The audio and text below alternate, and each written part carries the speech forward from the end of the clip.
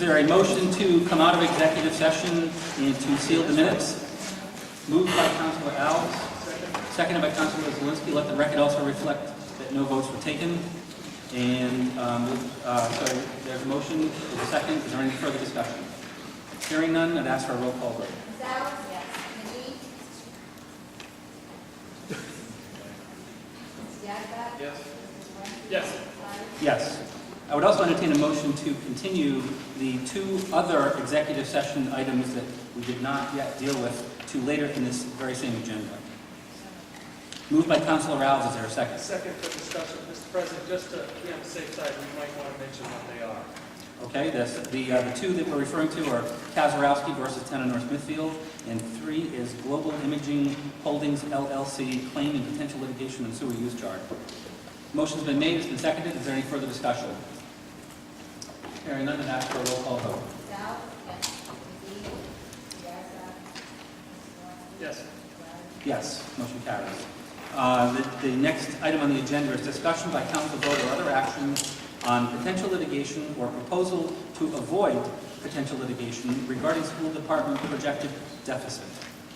We spent the last 45 minutes discussing the terms of an agreement that's been drafted for this town council that would achieve the 2 goals that we discussed earlier.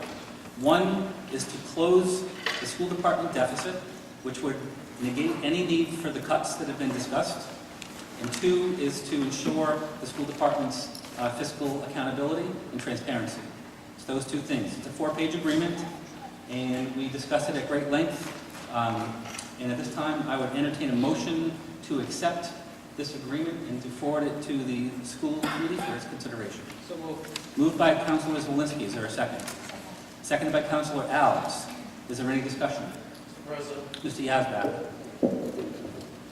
Once again, I have to state publicly that I think this agreement, well, I stated in executive session, I'll state it publicly now for the first time, that this agreement does not or will not be acceptable to the school department or the school committee.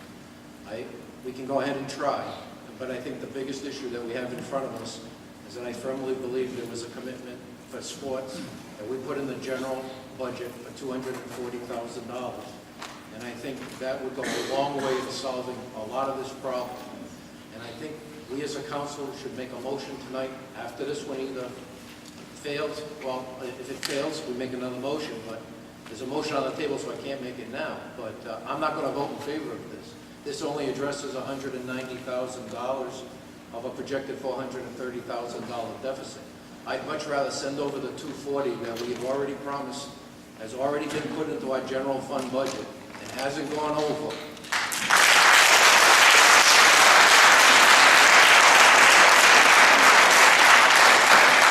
And then I will work diligently with whoever else to get an agreement that would be agreeable for the remaining $230,000. That's what I would prefer to see. So if we're going to go this to a vote, I just want you to know up front, I'm not going to approve it tonight. And if it fails, I'm going to make an motion right afterwards to send over the $240.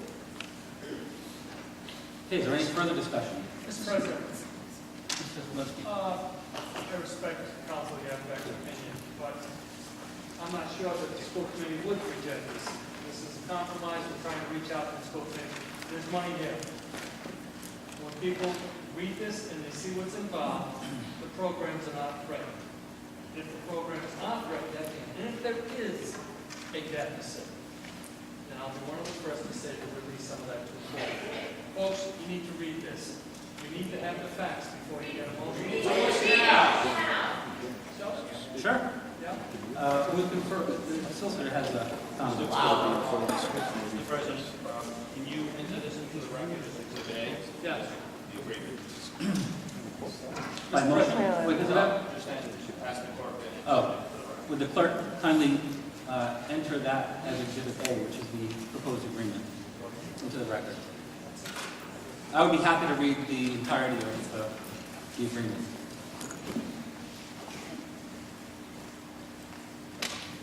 This agreement is entered into by and between the North Smithfield Town Council, the school committee of the Town of North Smithfield, and its duly appointed superintendent, Stephen Lindberg, and/or his successor superintendent, not individually but in their respective duly elected or appointed official capacities. Recitals.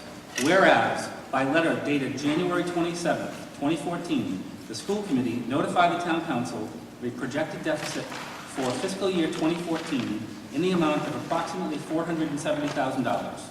Whereas, the school committee has forwarded to the town a memorandum of January 22nd from the school department business manager identifying the areas of deficit as pupil personnel services, $387,097, facilities operations, $119,320, and central office, $27,319. Whereas the school committee has forwarded a corrective action plan that calls for, among other things, eliminating funding for extracurricular activities and spring sports. Whereas the town council seeks the opportunity to perform a full review of the school department financials in order to verify the extent of the alleged deficit. Whereas the town at the same time remains committed to ensuring that its children and youth have continued uninterrupted access to athletic and extracurricular activities that enrich their educational experience and enhance their opportunities for post-secondary education. Wherefore, it is hereby agreed the list of obligations, and I'll read them. Number 1, the school committee agrees to lift the freeze on all budget items from the North Smithfield Elementary School, Hallowell High School, Middle School, Curriculum Professional Development for a total of $139,877. 2, the school committee agrees to fund the high school varsity and junior varsity middle school spring sports programs, coaches, budgets, transportation as described and identified in Schedule A for a total of $51,041. Number 3, the town agrees that on the last day of fiscal year 2014, it shall appropriate $190,918 to cover the obligations described in items 1 and 2, should there be a deficit in those areas cited by the January 22nd, 2014 memorandum. That is, pupil personnel services, facility operations, and central office. Number 4, the school committee agrees to pursue items B, 2, 3, and 8 as described in its corrective action plan. I'll just make a side note, that refers to their efforts to continue to pursue grant funding, which is all outlined in the corrective action plan, and 2 other items which I don't recall. The concession from the union, which is part of the corrective action plan. Number 5, said appropriation is conditioned upon the school committee and superintendents maintaining all present extracurricular and athletic activities. It is understood that the amounts expended in those areas shall not exceed the amounts identified in the adopted budget.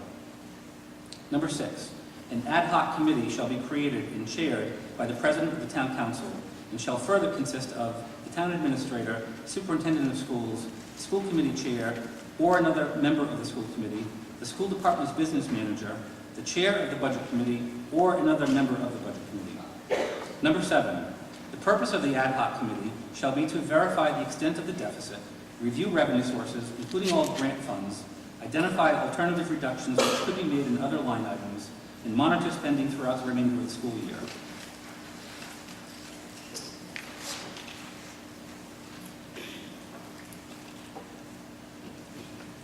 Number 8, the first task of the ad hoc committee shall be to determine the amount of the deficit of the date of its first meeting. Number 9, all meetings of the ad hoc committee shall be open to the public and records kept. Audio tape shall be maintained. Number 10, the school committee and the superintendent agree to provide said ad hoc committee access to any and all records relevant to the school department's financial condition, including but not limited to correspondence, memoranda, reports, statements, invoices, and audits. There will be no charge for access to said records and/or retrieval thereof. Number 11, the school committee and the superintendent agree to provide said ad hoc committee and town's auditor access to any and all school department personnel with knowledge of the school department's financial condition, including but not limited to its auditor, and instruct those personnel to cooperate with the ad hoc committee. Number 12, the school committee and superintendent otherwise agree to participate in good faith with the ad hoc committee's review of the school department's financial status.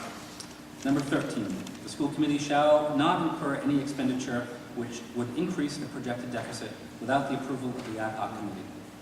Number 14, any additional appropriation or authorization to reappropriate funds held by the district is also conditioned upon the recommendation of an ad hoc committee charged with reviewing school department financials to determine existence of and extent of said deficit.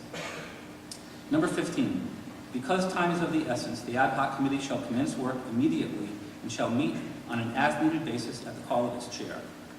Number 16, the ad hoc committee shall prepare a written preliminary report to the town council and school committee no later than May 1st, 2014, with a final report submitted no later than June 30th, 2014.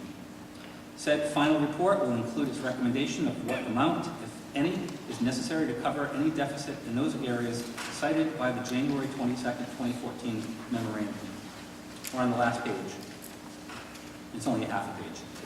Number 17, the school committee agrees to comply with the recommendations of the Rhode Island Auditor General that a single audit firm be engaged to conduct the annual town audit as described in Article 4, Section 10 of the Town Charter and in compliance with Rhode Island General Law 45-10-4. The school committee shall expend no additional funds on legal services to contest the Auditor General's recommendation. Number 18, the Budget Committee will be supplied with Excel files of school department budget data as previously requested. Number 19, the school department budgets will include a 3-year expenditure history by line item identified by UCOA number. And finally, number 20, the school committee agrees to attend a joint meeting of the town council, school committee, and budget committee to discuss outstanding issues. In witness whereof and intending to be legally bound, the parties have executed the foregoing agreement on this third day of February 2014, to be signed by the school committee, the town council, and the superintendent. Those are the provisions of the agreement, and I personally see no reason, there's nothing in here that can't be satisfied if there's not a will to do it. It addresses the immediate crisis of there being a cut to services, and our responsibility to the entire town is upheld by ensuring full transparency and accountability on budgets.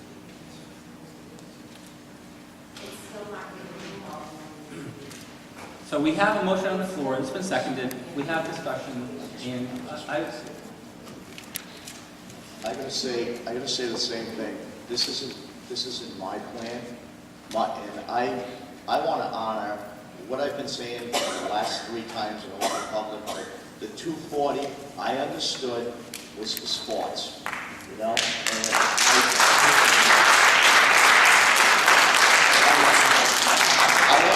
I also don't want to write a blank check for the school. You got to understand that too.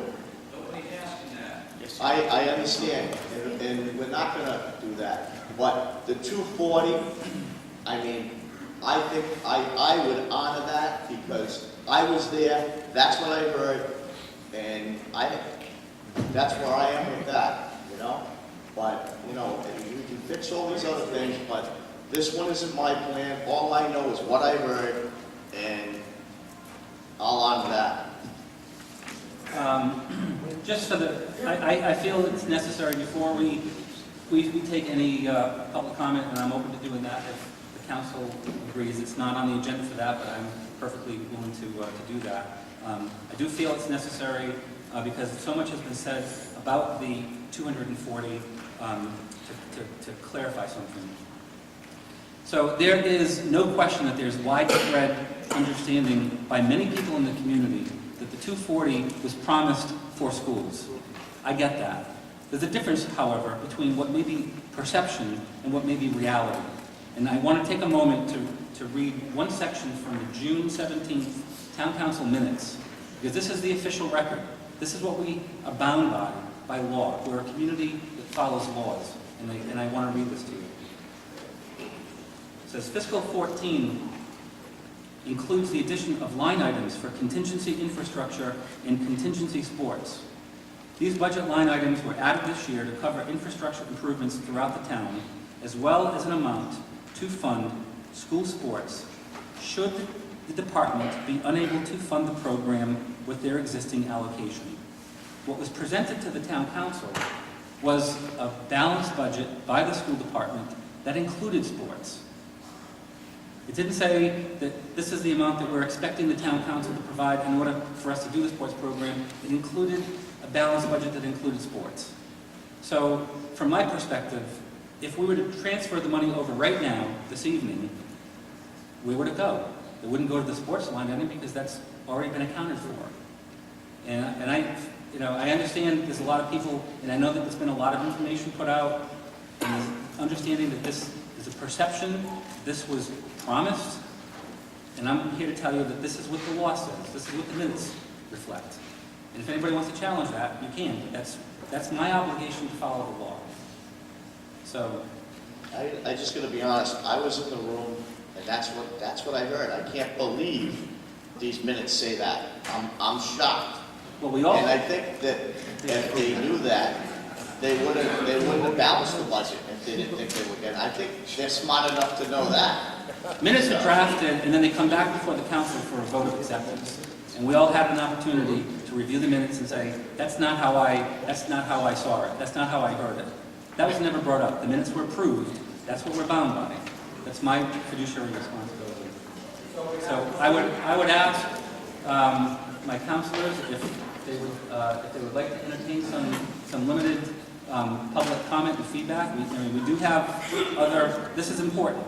We do have other business to do, and if we have to postpone certain things, we'll do it. I hope, in fact, that many of you stick around because there's actually quite an exciting presentation to be made on facilities townwide, which include significant renovations to the high school. It includes how to deal with the Hallowell issue, and that's on our agenda tonight, whether we get there or not. Take care of the present problem. Point of order, please. May we have order in the room? Mr. Zelinski. Mr. President, basically, ladies, gentlemen, students, most importantly, students, this is an attempt to open the books. You're going to go home tonight, open your books and understand course content. This is an attempt to open the books so that the school committee, the superintendent, the town council, the administrator, the budget committee, and the business manager for the town schools can sit down and review everything. Wouldn't it be a nice thing if we found out that we have a surplus? Maybe we don't. But until we start to act together, we're not going to know. So basically, I would hope that the school, excuse me, I'm still speaking. Basically, I see one school committee member here, there may be others in the crowd. Two, sorry, couldn't see it. There's two. Copies of this will be available, hopefully we put up on the town's website. Look at it. There's room for dialogue. I'm going to say this now. Of the $240,000, when we look at this, $190,000 is about ready to be delivered over to the schools, so no programs are stopped. If after the ad hoc committee takes a look at this and we find that there's still a shortage, I'll be one of the first to make that vote to transfer more money. And I'll be the second. Just give it time, ladies and gentlemen. You've been given some information. Take a look at this. You decide. Would the council like to entertain, say, 10 minutes, 15 minutes worth of comment? We have it. Well, this is still in the discussion mode. Okay. Hearing no objection, I would like to recognize folks, and what I would like to ask you to do is to use the podium.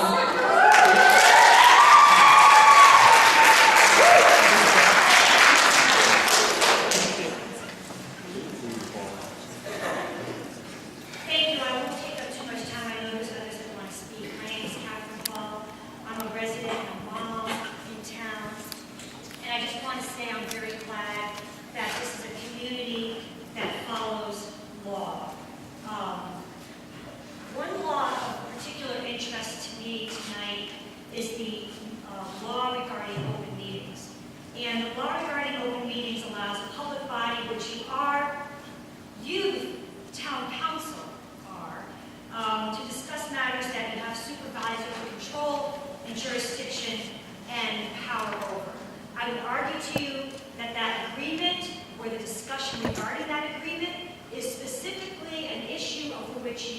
some advisory power and should have been discussed in open session.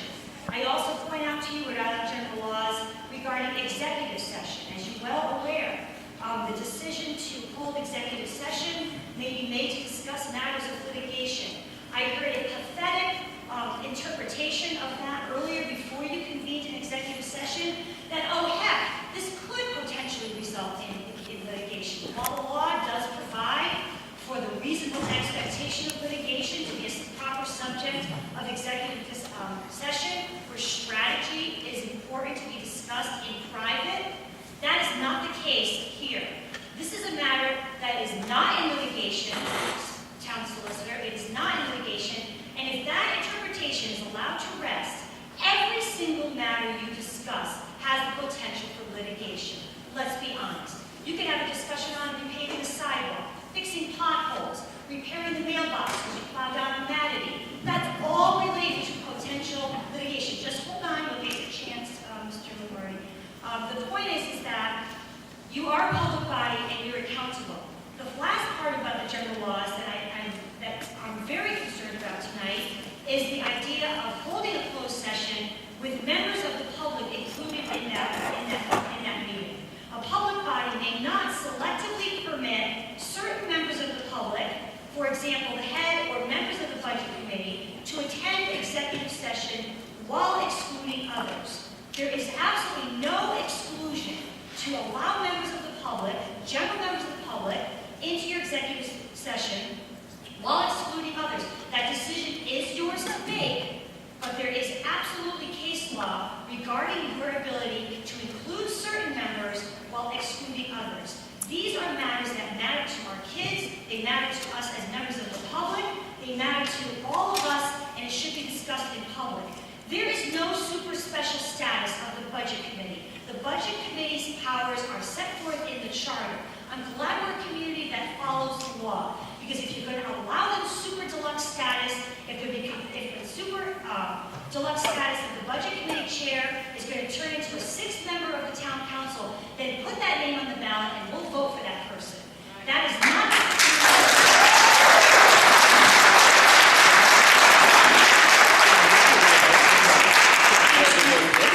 in particular, and all of you, Mr. Flaherty in particular, why are we upset? Why are we here? Why are we wasting night after night, week after week, precious time where we could be spending with our children at home? We're not paid to be here. We weren't elected to be doing this. We elected you.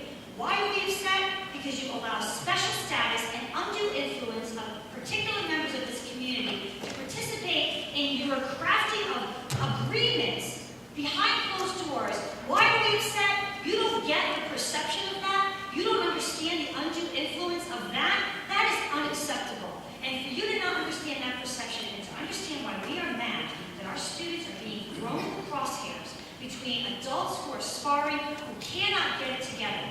That 15-clause argument, creating this ad hoc committee, a super deluxe, again, some kind of superpower committee, these powers that you set forth, this list of issues that the super committee ad hoc hodgepodge group of unelected quasi, I don't even know who these people are, in a room, the fact that they're going to sit there and do the job of the school committee. If you guys see a power vacuum or some kind of failure of the school committee to act, it is not in your discretionary authority to do their job. It is not in your discretionary authority under the charter to appoint a committee who has no accountability to us whatsoever to do the job of the school committee. You guys are leaders. I know you personally. You are in my community. You are my neighbors. I voted you in because I trusted you and your judgment. You are exceeding your authority set forth by the charter. You're exceeding your statutory authority with this ad hoc committee. I am flummoxed and astounded that you people are passing off the powers that properly lie within the school committee. If you don't like the way they do their job, lead, take them, train them, provide them with opportunity, empower them to be the checks and balances that we thought we empowered them and elected them to be. But don't take that job over. And if you're going to make that super deluxe ad hoc committee, I'm going to have to come back here next week while you amend your charter, because that is out